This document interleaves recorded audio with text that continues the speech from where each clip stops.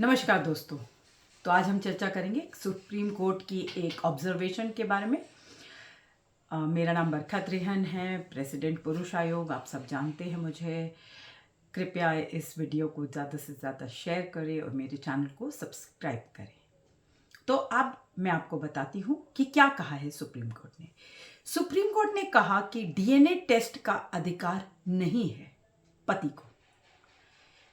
पितृत्व शादी की वैधता से तय होगा। अगर बच्चा शादी के दौरान पैदा हुआ है तो उसे पति का ही संतान माना जाएगा, भले ही जैविक सबूत कुछ और कहें।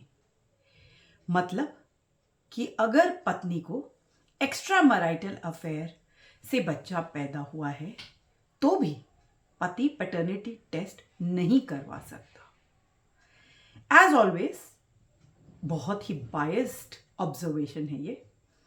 जैसा कि आप सब जानते हैं, अगर पति का एक्स्ट्रा मैरिटल अफेयर होता है तब क्या होता है? वो मेंटल क्रूएल्टी होती है। अक्सर वाइफ्स आपने देखी होंगी, वो रंगे हाथों पकड़ने की कोशिश में रोज शक करते करते, रोज मारपीट होते होते, एक ना एक दिन किसी महिला से उससे बात करते हुए देख करके फिर क्या पिटाई करती हैं, या बॉस के पास शिकायत लेके चली जाती हैं, या सोसाइटी में हंगामा करती हैं।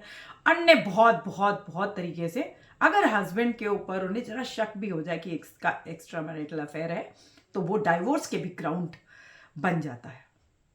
लेकिन अगर पत्नी का एक्स्ट्रा मैरिटल अफेयर है और उससे बच्चा भी पैदा हो जाए तो इस हस्बैंड यानी पिता को ये भी नहीं हक कि वो पैटर्निटी टेस्ट करा सके। जैसा कि आप पहले भी मैंने आपको बताया कि पूरा सिस्टम जो है ना बहुत बायस्ड है। इसमें बहुत ज़्यादा ओवरहॉलिंग की ज़रूरत है और इतना बायस्ड है हस्बैंड्स की तरफ कि पुरुषों की तरफ कि सारे ऐसे ही ऑब्जर्वेशंस आते हैं। यहाँ तक कि अभी कुछ दिन पहले ही एक कोर्ट ने ऑब्जर्वेशन दिया था कि अगर वाइफ एक बार उसने किसी के साथ अन्य हस्बैंड के अलावा किसी पुरुष के साथ सो लिया है तो भी कोई बात नहीं है। तो मतलब मल्टीपल बार सोएंगे तब उसका कसूर ठहराया जाएगा या तब वो गलत होगा। मेरे को समझ नहीं आ रहा, where are we heading as a society.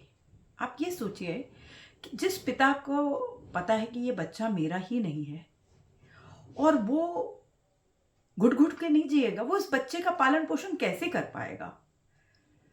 ATM machine sperm donor तो वो है, लेकिन इस बच्चे का पालन पोषण रोज रोज घुट घुट के मर के कि बच्चा मेरा है ही नहीं है, बच्चा मेरा है ही नहीं, और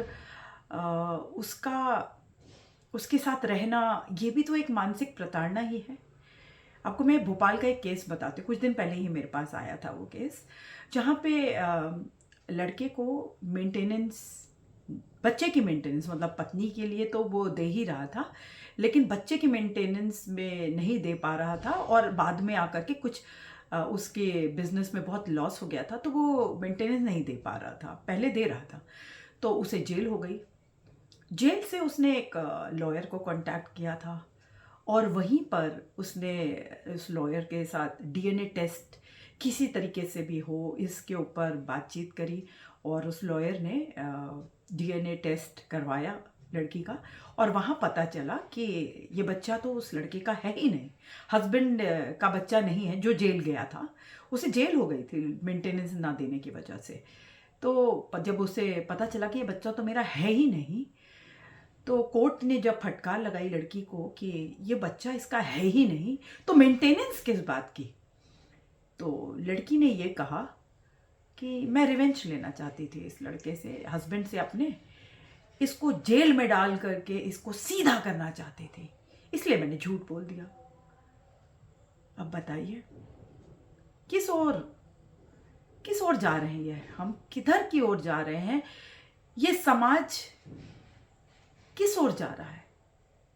आफ्टर ऑल पति पत्नी एक दूसरे के